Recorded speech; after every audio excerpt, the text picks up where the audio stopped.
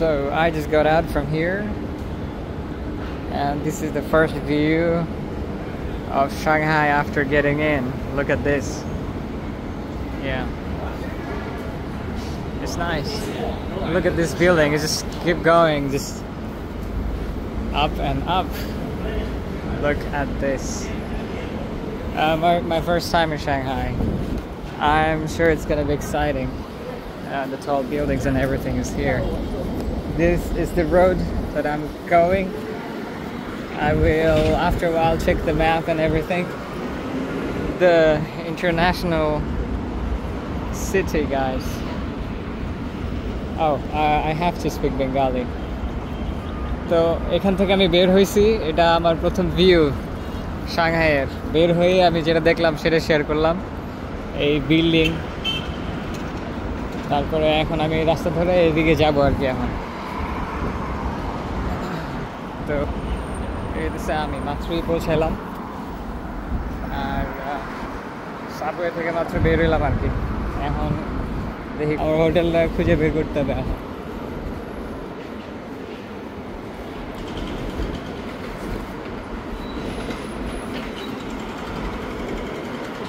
রাস্তাঘাট পুরাই আলাদা, পুরাই ডিফারেন্ট, একদম মানে সাজানো গোছানো সব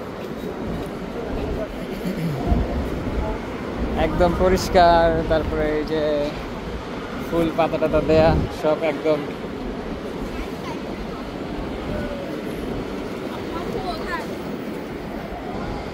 আর এটা হচ্ছে যে আমি আমার হোটেলটা দেখতে পাচ্ছি, হোটেলটা কোন জায়গায়, হোটেলটা দেখা যায়।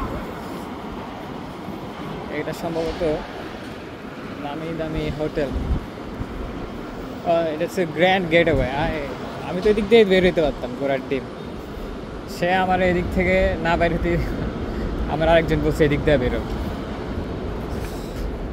একজন বলদ আমার বলছে এদিক দিয়ে বেরো।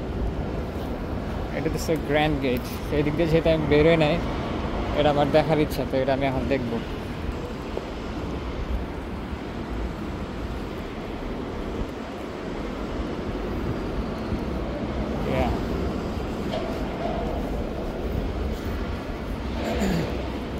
গ্র্যান্ড গেটওয়ে মানে হচ্ছে এদিক থেকে মানুষজন ঢুকে এদিক থেকে বের হয়।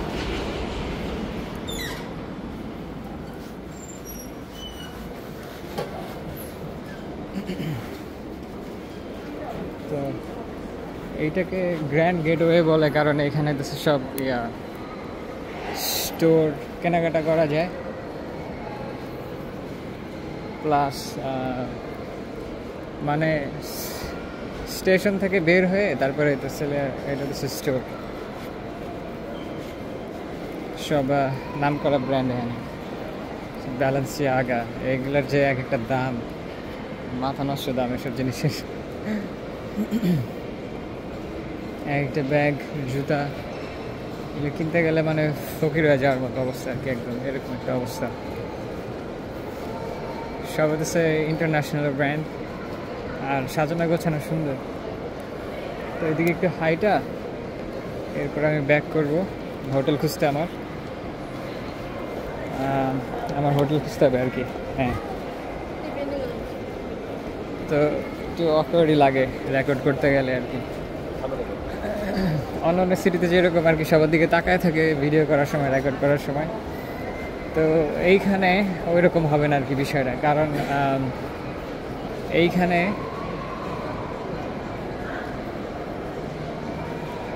অনেক ফরেনার্স, তো এটা আর কি একটা স্বাভাবিক বিষয় সবার কাছে। এদিকে আরেকটা সেন্টার, এখানে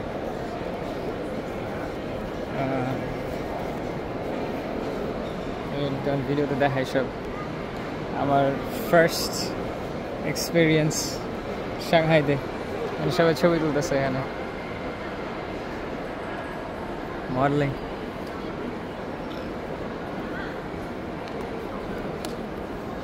সবাই ছবি তুলে আমি কি করব? আমি ভিডিও করি। সবাই ছবি তুলে আমি ভিডিও করি। It's a Louis Vuitton store. It's a Fendi.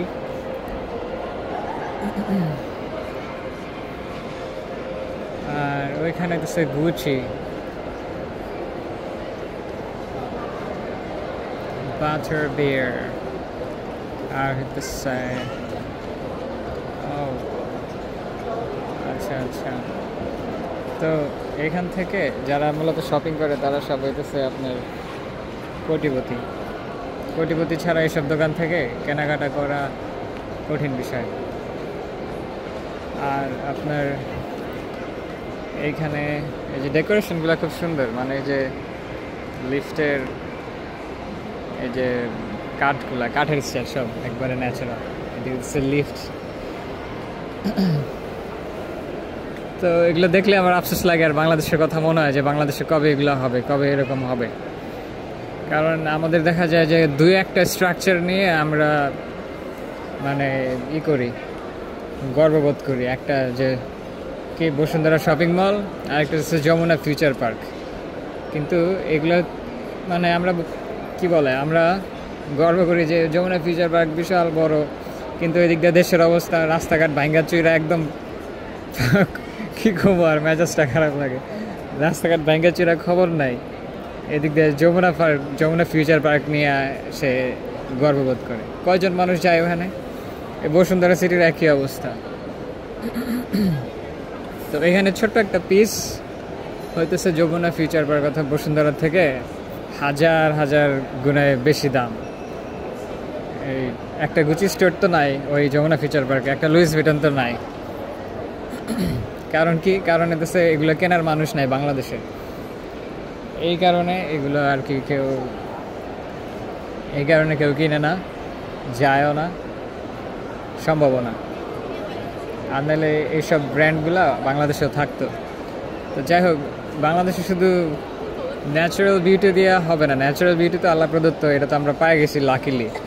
But আমাদের এখন যেটা দরকার সেটা হচ্ছে আমাদের নিজস্ব ক্রিয়েটিভিটি। আমাদের নিজস্ব ক্রিয়েটিভিটি থেকে আমাদের এরকম আর্কিটেকচার বানাইতে হবে। তারপরে হচ্ছে আমাদের রাস্তাঘাট সুন্দর করতে হবে, পরিষ্কার রাখতে হবে, এলাকা সুন্দর করতে হবে। হ্যাঁ, একজনের পিছনে আরেকজনের লাগা থাকলে এগুলো হচ্ছে আজেরা মানে সময় নষ্ট।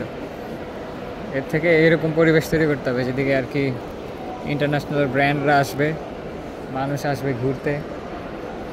এই যে আমি অনেক কষ্টে টিকিট পাইছি এই সাংহাইয়ের, মানে কাটছি তাও 3-4 দিন আগে, তারপরে দেখা যেতেছে যে অলমোস্ট টিকিট পাই না আর কি, এরকম একটা অবস্থা। হোটেলও বুক দিছি। এখন এটা হচ্ছে উপরের সাইড, উপর তো দেখায় নাই।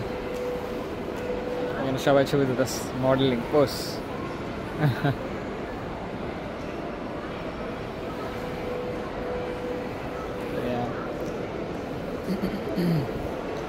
তো এইটাই আর কি। ওখানে দেখি গুচি,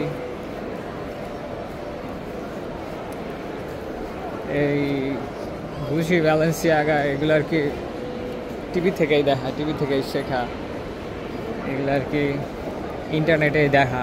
তো চায়নাতে আসা এগুলো আমি ফার্স্ট দেখছি আর কি।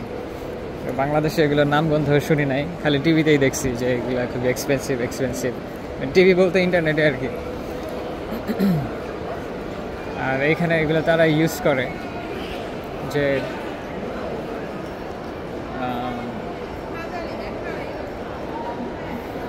এটাও একটা স্টোর। আমি ভাবছিলাম হয়তো অন্য কিছু।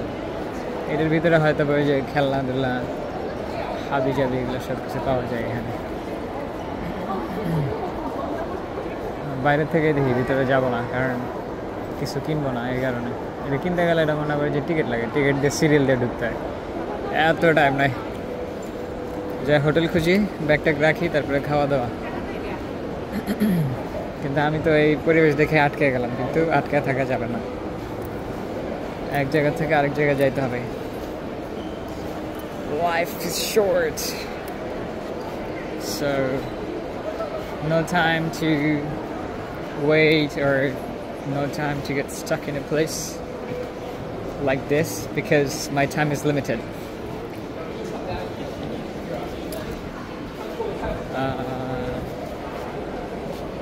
উপরের দৃশ্যগুলো অনেক সুন্দর, মানে আপনার কি বলে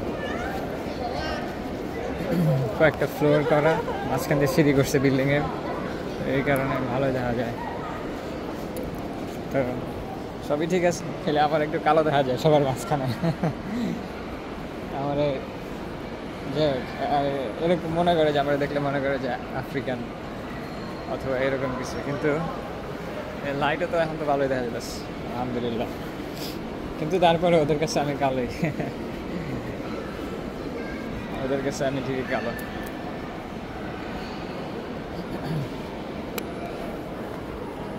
না দেখায় চায়না দেখায়। চার্জার আনতে ভুলে গেছি, এদিকে এখন চার্জার কিনতে হবে একটা। মাত্র একটা কাপল দেখলাম মনে হচ্ছে যে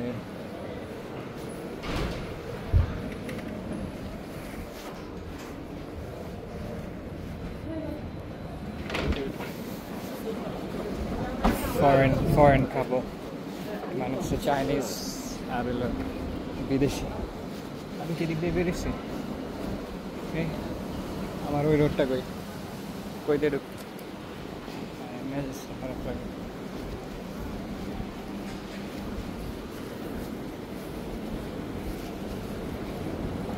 যাক, মাঝে মধ্যে একটু হারা যেত হয়, তো এটাই মেন রোড। আমি দেখেই বুঝতে পারছি যে ফুল টুল ওই দিক থেকে ঢুকছি। তো এদিকে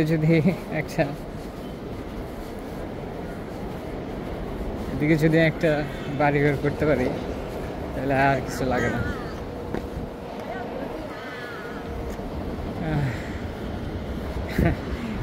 এই সাংহাইতে থাকা যে দাম, মাথা নষ্ট।